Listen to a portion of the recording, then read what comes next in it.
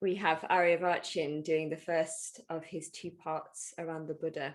So this series is sort of based around Dharma Day on Saturday. So what I thought I'd like to share this evening about Aryabhachin is just what a loyal and committed friend he is, actually. So just was reflecting on Aryabhachin, and he meets up and connects with and sustains his connections with so many people. So of course he's a Mitra convener, and he does sustain connections with all the Mitras in Nottingham very well. But actually more than that, he just really loves meeting and connecting with people, and putting a lot of sort of effort and energy into those connections and friendships. And that's how I experience Aryabhachin as a friend as well. I experience him remembering important things I've told him and reaching out, and those qualities of sort of really taking someone to heart and mind. So I just wanted to rejoice in that about Aryabhachin.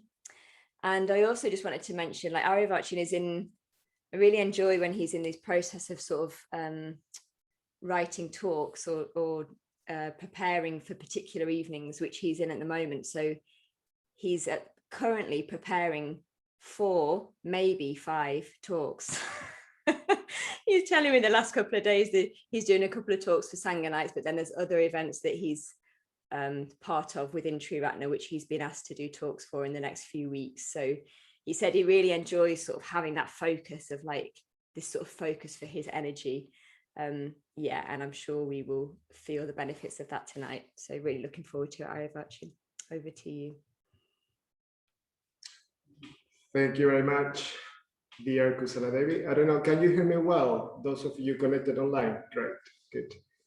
I'm very welcome, especially to all of you here in the shrine room tonight. So I'm going to be looking mainly at the people here in the shrine room, but every now and again I'm going to be gazing at the camera. And as Kusala Devi just said, this is the first talk of a very short series around Dharma Day. So Karunavacha was setting the context earlier on today. So if we remember, 2 months ago, we were celebrating Buddha Day, the full moon of May. And we had a very big weekend here in Nottingham. So we had a very special event. It was our first event here in the building for a while. I think since last August, since the last time that we celebrated Mitra ceremony. So we had another lovely group of 9 friends from the Sangha becoming Mitras.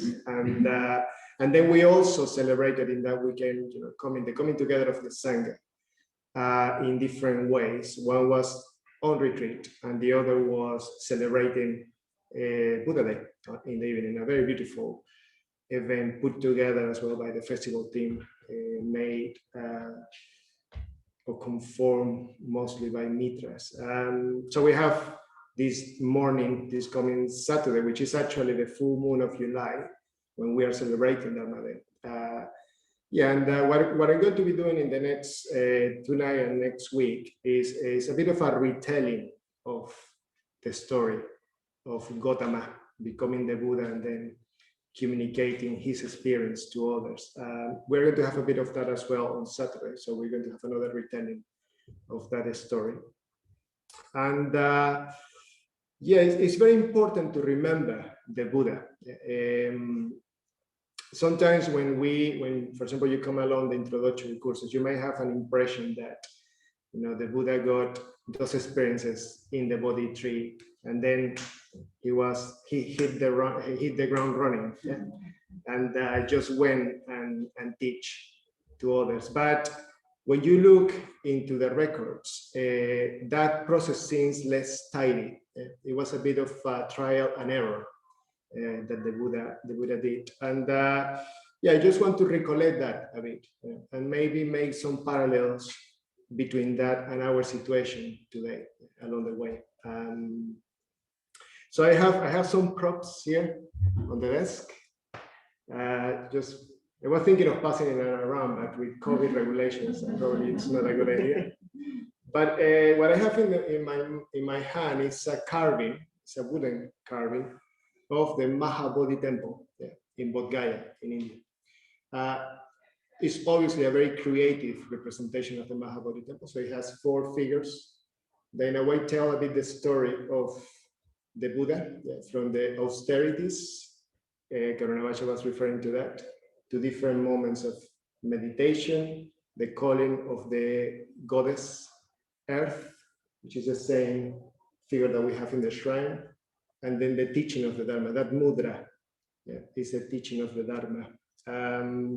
So I'm going to put it here because this is where our story begins tonight. So yeah, we know the story already. The Buddha Gautama has become the Buddha over that night of the full moon of May, and he has all these encounters with the armies of Mara and the daughters of Mara, and Mara himself, the calling of the goddess Earth. And then he's absorbing that experience of breaking through, of realizing. So tradition says that it took a few weeks for the Buddha actually to decide what to do next.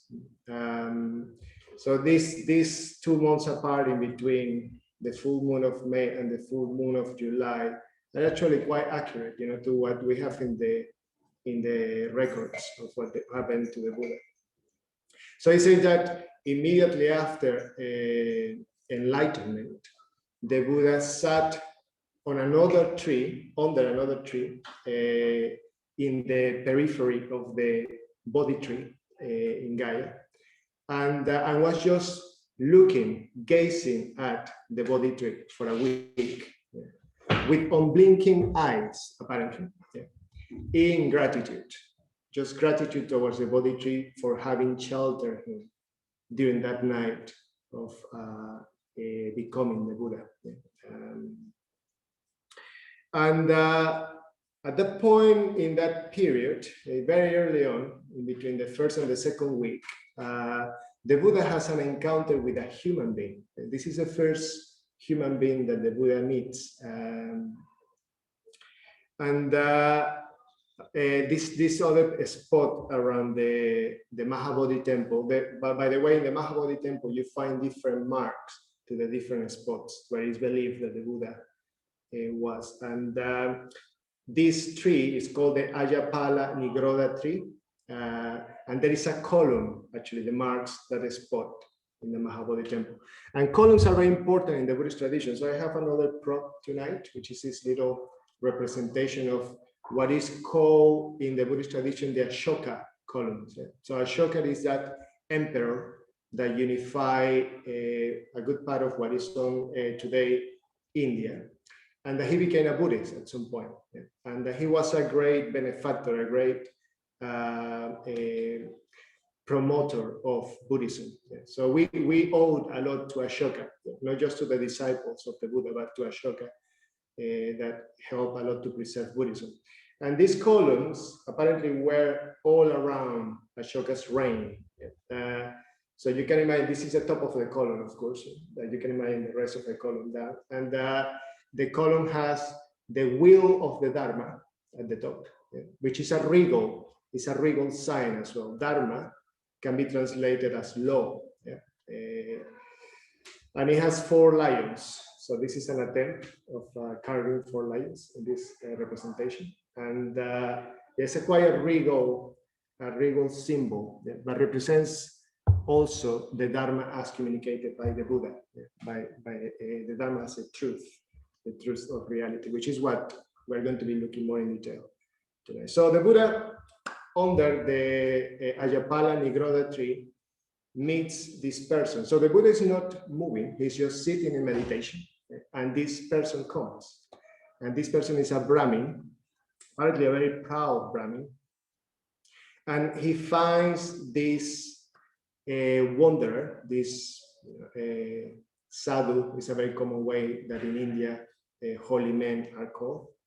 And he sees this guy meditating, and he is a Brahmin. So the Brahmin is this caste in the caste system in India that is one of the high castes, that holds the power of religion, as it were. And And this is very early on in the development of Hinduism. Yeah? Hinduism is not quite formed yet, but the Brahmin caste exists already. Yeah? And they are basically priests. They have all this power. And he sees this guy meditating, apparently very absorbed, this Brahmin. And he feels like that's not correct. He is a Brahmin. He's the one who tells people what to do. So he comes to the Buddha and disturbs the Buddha meditation and asks. It's interesting that he doesn't necessarily rebuke the Buddha, but he's trying to hear from the Buddha sort of a reassuring who he is in that social status. So he asks the Buddha, what makes somebody a Brahmin? Yeah. So this is the first encounter of the Buddha with the word. Yeah? Gautama, if you remember, he belonged to the caste of the warriors. Yeah? But he has left behind the word in order to find the truth. Yeah? So he hasn't been inserted in the world for a while, and then this comes back to him. And what the Brahmin is expecting is a conventional response. Yeah?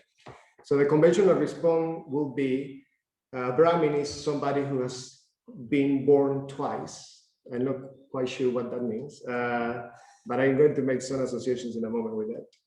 Somebody who knows the Vedas, somebody who can trace his Brahminical lineage back to 7 generations. Yeah?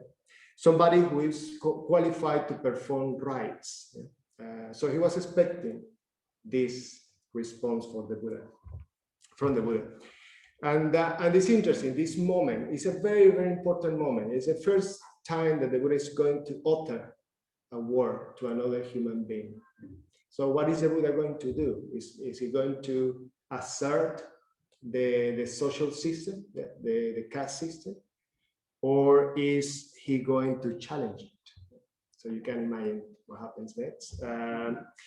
So the Buddha basically starts a way of communicating that he's going to be using a lot later on. Yeah.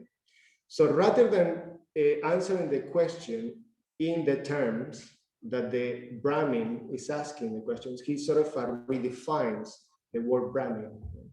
And that he's going to use that word Brahmin later on in his teachings.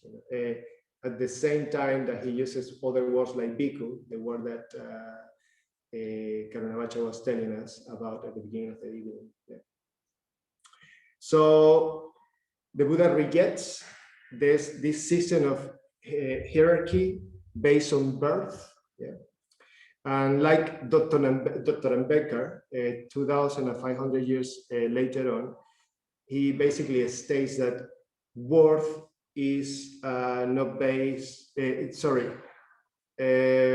not birth that gives you worth. Yeah? It's your values, it's your actions. Yeah?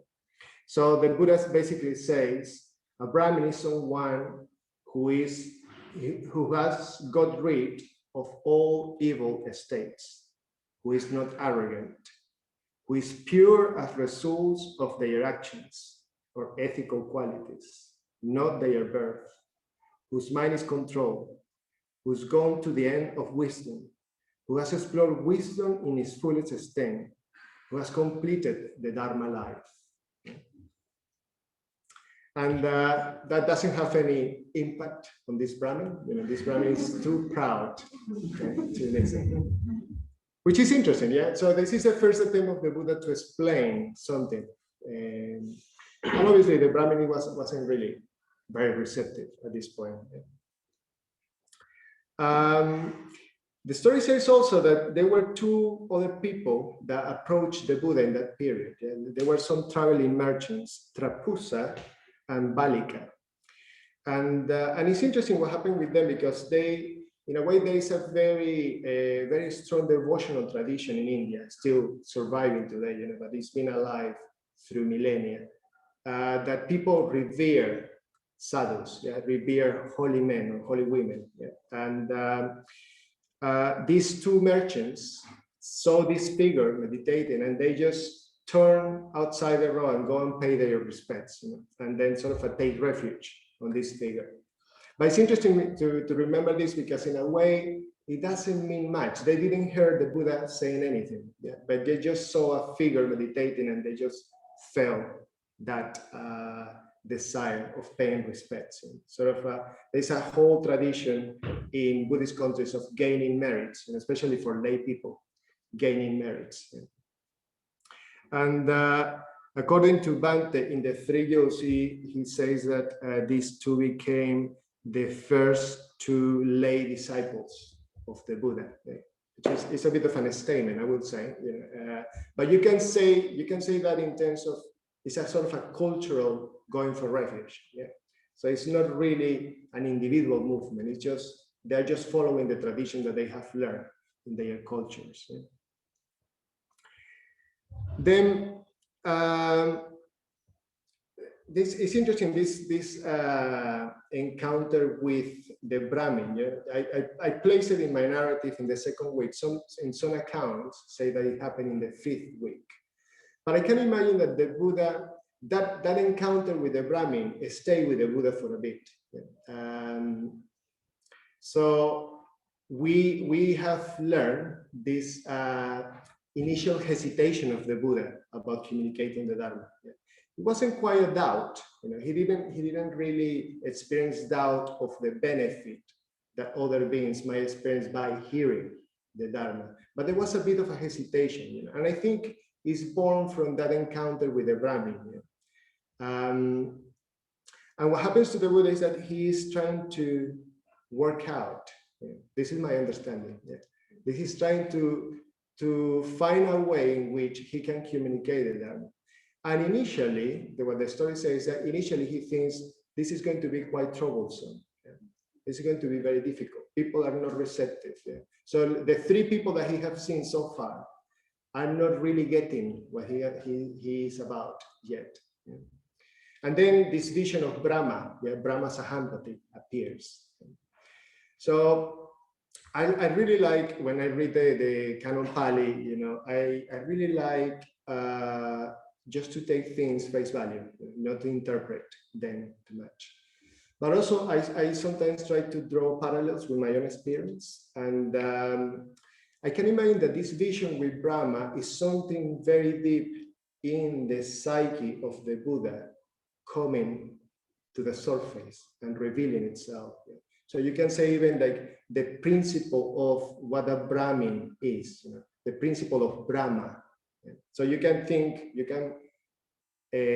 account of the Brahma Sahampati, this God coming and asking the Buddha to teach the Dharma, or something very deep in the psyche of the Buddha, understanding what Brahma is about. So this principle, this ruling principle in the cosmos, as it were. Because later on, the Buddha says himself that he was looking what to revere. And he couldn't see any being higher than him. He didn't have any equals in the world. And then he come to this realization as well of revealing the Dharma, revealing the teaching, revealing the truth. So he has that beautiful vision following that encounter with Brahma Sahampati of the lotus pond and seeing humanity in different degrees of potential. And then remembering. That's a very, very enticing quality of the Buddha, being able to remember. So he remembers his 2 teachers, the 2 people that told him in that process of searching for the truth. But the gods, the devas, tell him that they have passed away.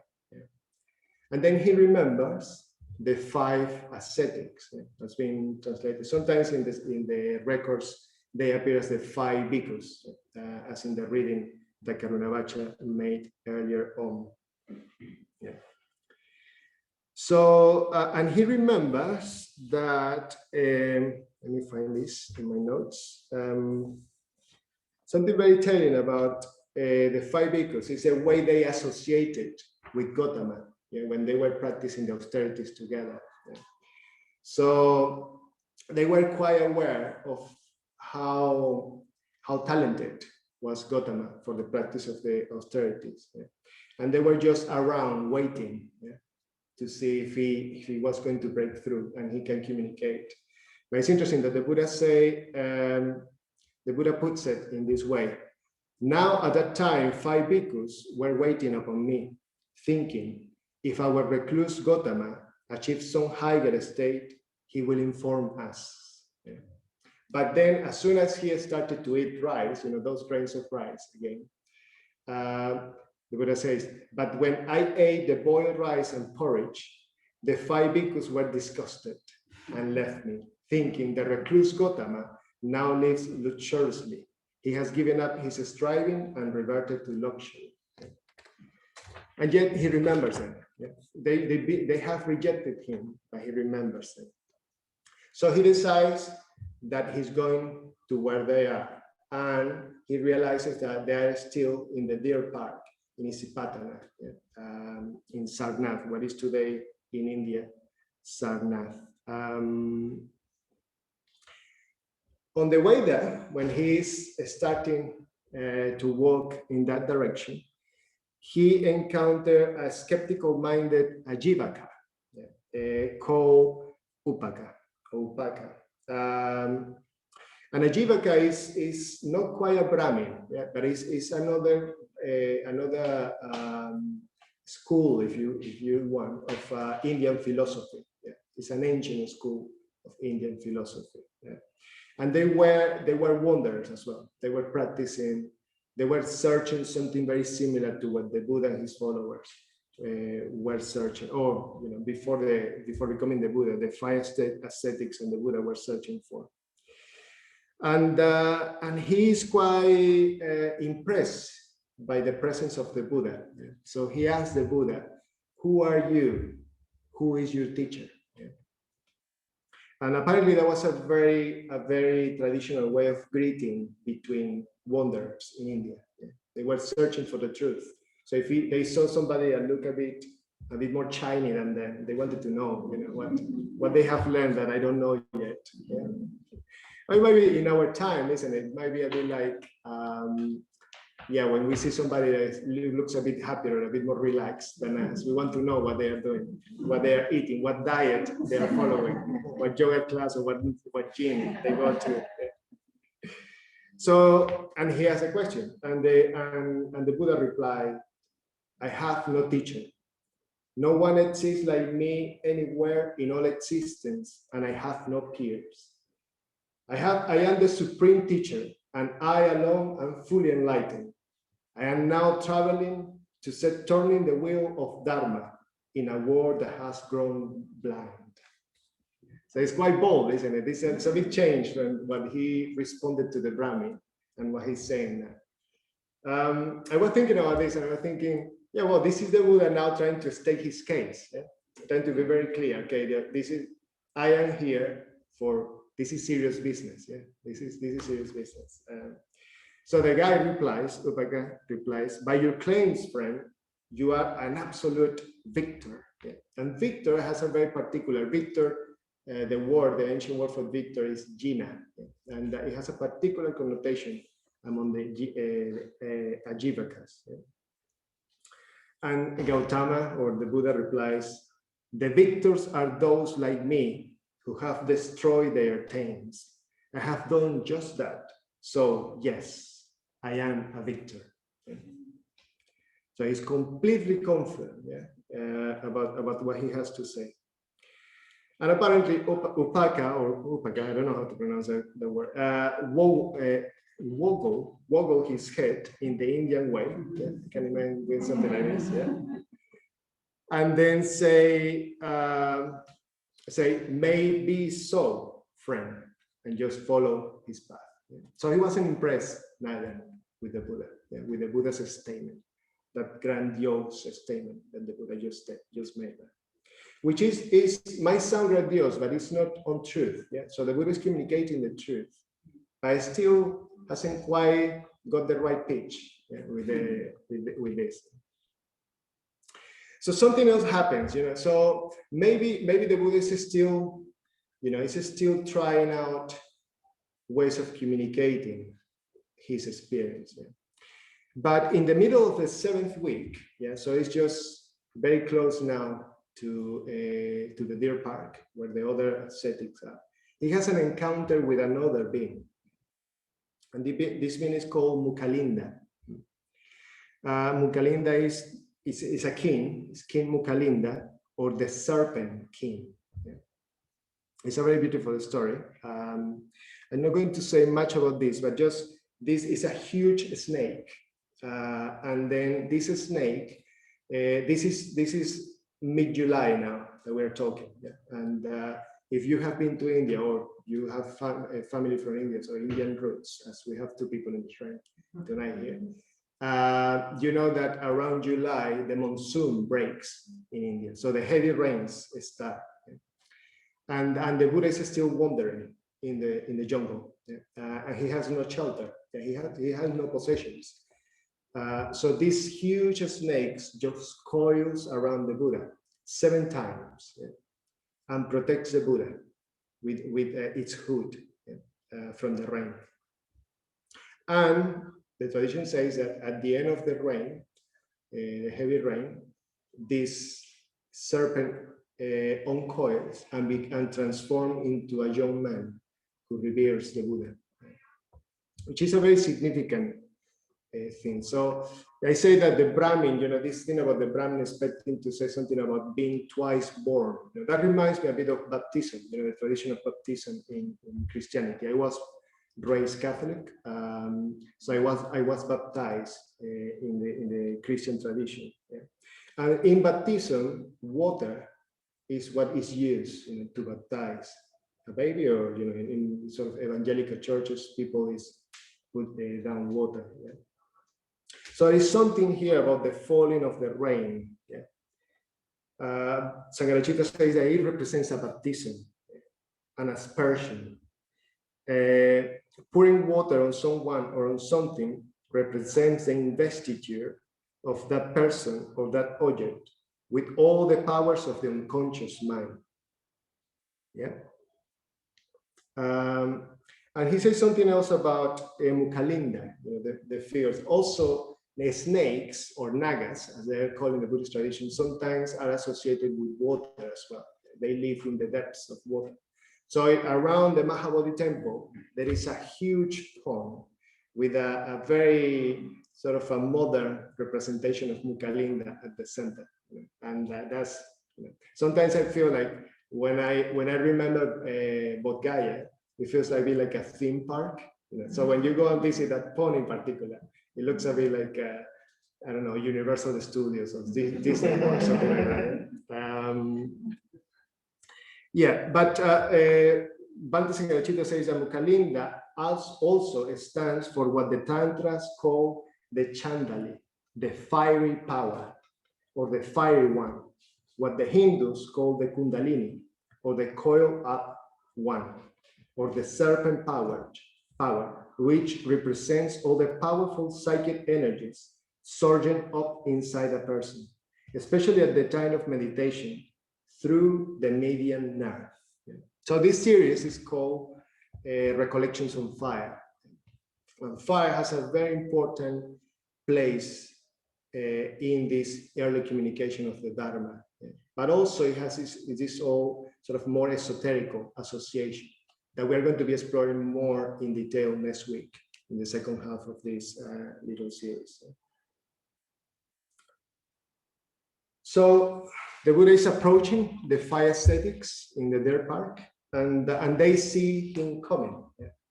And they are still disgusted. They have this memory of him, and they agree among themselves that they are not going to bother themselves into going and greeting him. Yeah.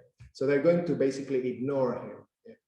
Yeah. So if you've been to India, and again, if you are from an Indian family, you know that hospitality is a very important value for Indian people. Yeah. So no greeting a guest is really sort of a fall into disgrace for a family. So these 5 ascetics, they're in this space that they have made sort of their home, if you want, refuse to greet the Buddha and to welcome him back into their midst. Yeah. But apparently that doesn't last long. Yeah? So as soon as the Buddha gets closer, they fall into the power, the influence of his presence. So the first one of breaking ranks is Kondanya, the one that Karunavacha was referring to in the reading earlier. And he goes and greets the Buddha, and then they receive the Buddha back into their midst. And the interesting thing, this is something that appears in the records, and I'm going to make a bit of a comment on this, is that they call him friend Gautama, and they call back. And the Buddha is very serious about this.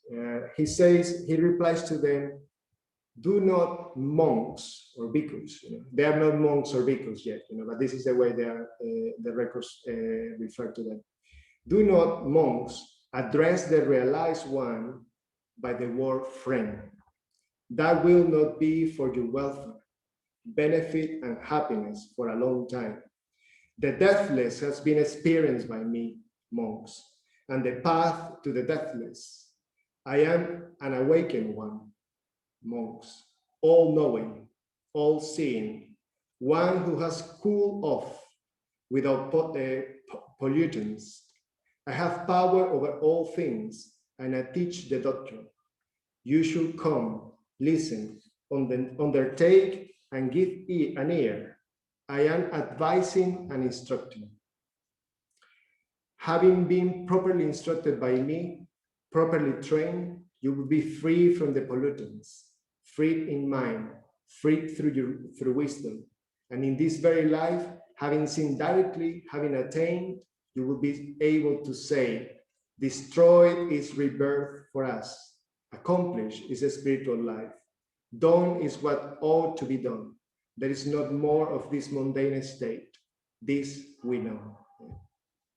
I wanted to read this. I mean, we don't know really what the Buddha said. It's very difficult to know what the Buddha said in those first encounters. But I wanted to read this because it says something. It's very clear that the Buddha, he's coming to them in a way as a friend, that's a spirit, but he doesn't want them to treat him as his soul self. He wants them to take very seriously what he has to say. And it's interesting that, that in a way the Buddha is not standing anymore for his own personality. He's not Gautama anymore. He belongs to something different. And that belonging to something different is a higher principle. Later on, if you are curious, later on the Buddha goes back to his place of birth, to Kapilavastu, and meets his family. And something that he says in that encounter that is, he belongs to his true lineage. So he's not anymore the son of a king. He is something else. He's a Buddha. And he was very serious about that, the Buddha. But as I said before, the Buddha,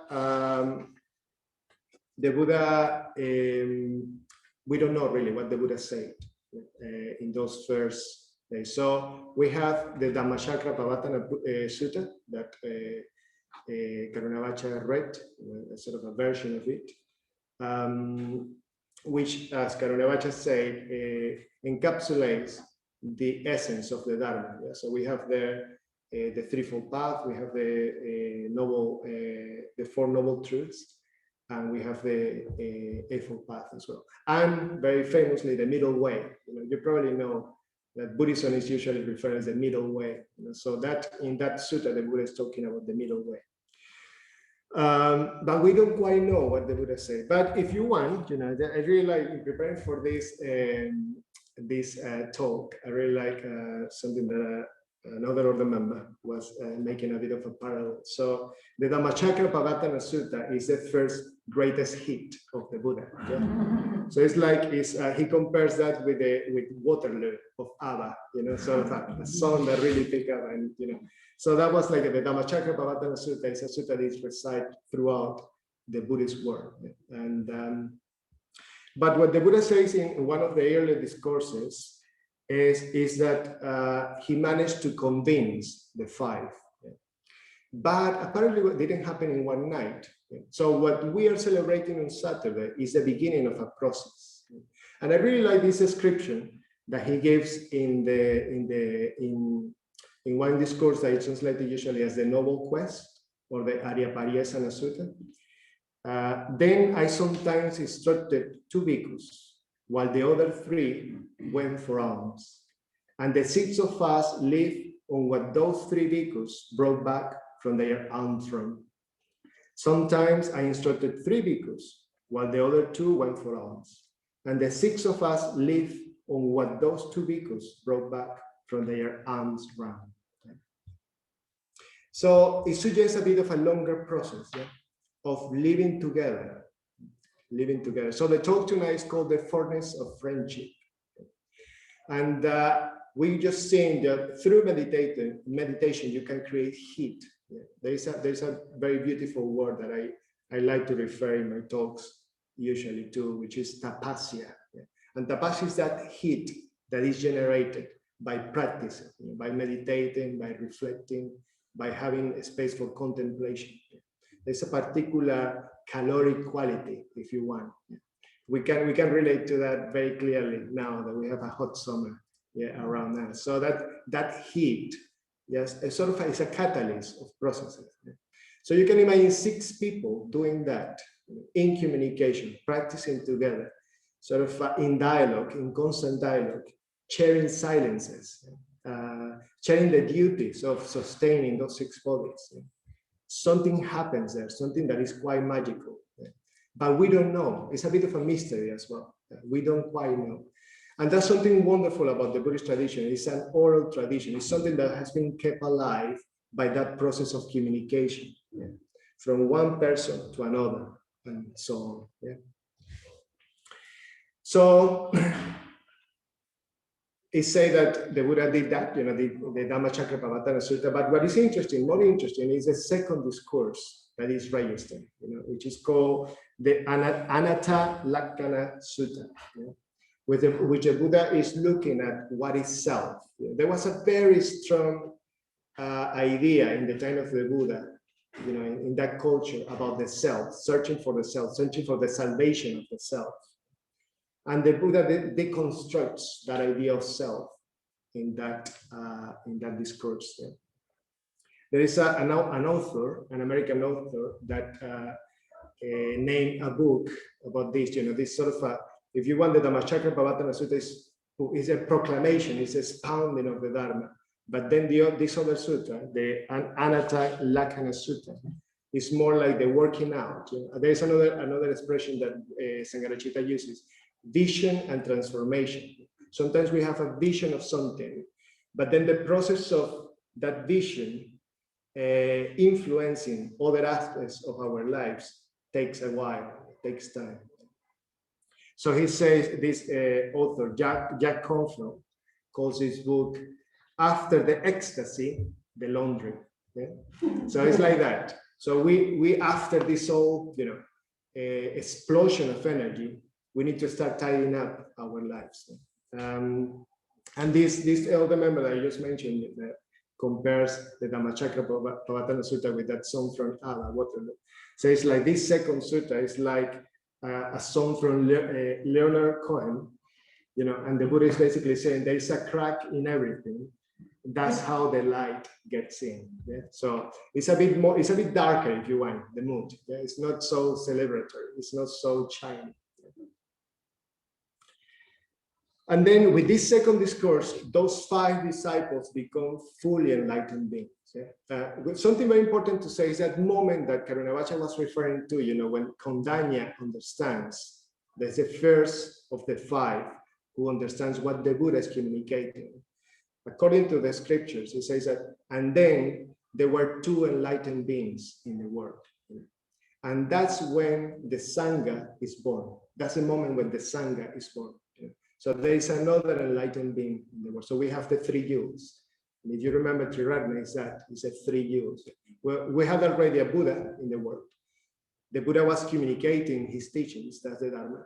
And then when Kondanya, this other person, managed to understand what he's saying, then there is the Sangha. There's one more person in the world. Yeah. Very briefly, I'm just going to, because I want to have some time, leave some time for groups. Apparently, there's a story of a group of people coming, a according to the stories, 55 people gradually come and meet the Buddha. Yeah. But it all starts with Yasha, who is a young man from a noble family, well-to-do family. Yeah. And he has a very strong it's sort of existential experience. I'm not going to detail it right now, but he comes to the Buddha and he listens to the Buddha and he becomes a disciple of the Buddha. And the story says that the family of Yasha, one by one, starting with his father, and going through all his close relatives and the extended family and the friends, come looking for Yasha. Yeah. Word gets round, that Yasha has become a disciple of this being. And each of them in turn becomes a fully enlightened being. So there is a point in that process of communicating the Dharma that there are 61 arahants, or fully enlightened beings in the world. And this is how I want to finish the talk tonight. So he addresses this group of 61 arahants, the Buddha, and says, I am delivered from all fetters, human and divine. You are also delivered from all fetters, human and divine. Go ye now and wander, for the gain of the many, for the welfare of the many, out of compassion to the world, for the good, for the gain, and for the happiness of gods and humans. Let not two of you go the same way. Proclaim the Dharma which is lovely in the beginning, lovely in the middle, lovely at the end, in the spirit and in the letter. Proclaim a consummate, perfect, and pure life of holiness. There are beings whose mental eyes are covered by scarcely any dust. But if the Dharma is not preached to them, they cannot attain salvation.